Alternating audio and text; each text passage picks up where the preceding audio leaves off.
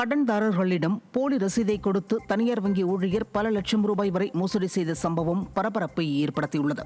கடலூர் மாவட்டம் சிதம்பரம் வண்டிகேட் பகுதியில் இருசக்கர வாகனத்திற்கு பிரபல தனியார் வங்கி கடன் வழங்கிய நிலையில் அந்த வங்கி ஊழியரான ரவீந்தர் என்பவர் கடன்தாரர்களிடம் ஆசை வார்த்தைகளை கூறி பல்வேறு நபர்களிடம் போலி ரசீதை வழங்கி பணம் பெற்றுள்ளார். மேலும் இதனை அறிந்த கடன்தாரர்கள் தனியார் வங்கி ஊழியரான ரவீந்தர் மீது நடவடிக்கை எடுக்க கோரி சிதம்பரம் காவல் நிலையத்தில் புகார் அளித்துள்ளனர். திருவண்ணாமலை மாவட்டம் செங்கம் பகுதியில் இருசக்கர வாகனமும் பிக்கப் வேனும் நேருக்கு நேர் மோதிக்கொண்ட கோர விபத்தில் இருவர் சம்பவ இடத்திலேயே உயிரிழந்தனர். திமுக ஆட்சியில் போதிய அளவு சாலை மேம்பாடு பணிகள் நடைபெறாததே விபத்திற்கு காரணம் என பொதுமக்கள் குற்றம் சாட்டியுள்ளனர். சேலம் மாவட்டம் மேட்டூர் அணையின் நீர்த்தேக்க பகுதியில் உள்ள பனை மரத்தை வெட்டி தீயிட்டு கொளுத்தும் நபர்கள் மீது நடவடிக்கை எடுக்க பொதுமக்கள் கோரிக்கை விடுத்துள்ளனர்.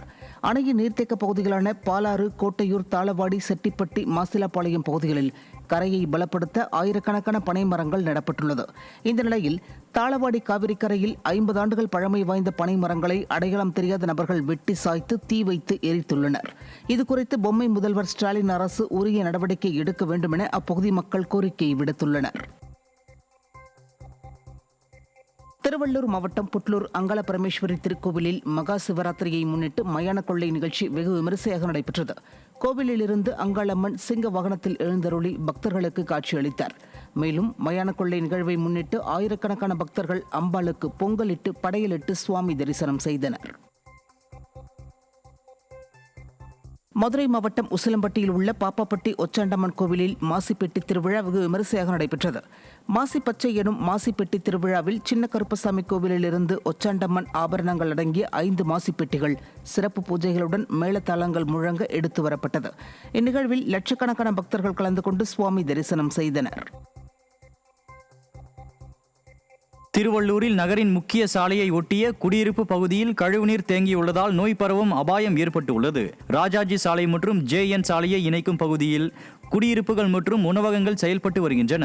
உணவகங்களில் வீணாகும் உணவுப் பொருட்கள் மற்றும் கழிவுகள் கால்வாயில் கொட்டப்படுவதால் அடைப்பு ஏற்பட்டு கழிவுநீர் வெளியேற முடியாமல் தேங்கியுள்ளது. கொசுக்கள் உற்பத்தியாகி நோய் தொற்று ஏற்படும் நிலையில் இதுகுறித்து நகராட்சி நிர்வாகத்திடம் பலமுறை புகார் தெரிவித்தும் எந்த நடவடிக்கையும் எடுக்கவில்லை என அப்பகுதி மக்கள் குற்றம் சாட்டியுள்ளனர். தென்காசி மாவட்டம் புளியங்குடி நகராட்சிக்கு உட்பட்ட சுகாதார வளாகம் மிகவும் சேதமடைந்த நிலையில் உள்ளதாக பொதுமக்கள் குற்றம் சாட்டுகின்றனர். புளியங்குடி மேற்கு காவலர் குடியிருப்பு அருகே அமைந்துள்ள இந்த நகராட்சிக்கு உட்பட்ட சுகாதார வளாகம் எந்த நேரமும் இடிந்து கீழே விழும் நிலையில் உள்ளது. குறிப்பாக அப்பகுதி குடியிருப்புகளில் போதிய கழிப்பறை வசதிகள் இல்லாததால் இயற்கை உபாதைகளை கழிக்க இந்த சுகாதார வளாகத்தையே நம்பியுள்ளனர்.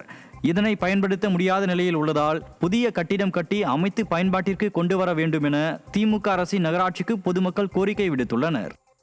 நகராட்சி கலைப்படம் 11வது வார்டில் உள்ளது. பெண்களுக்கு ரொம்ப சங்கடமாக இருக்குது. இது எத்தனையோ தடவை பார்த்துட்டு போகிறாங்க. திரும்ப இது கெட்டுதாப்பில் தெரியல.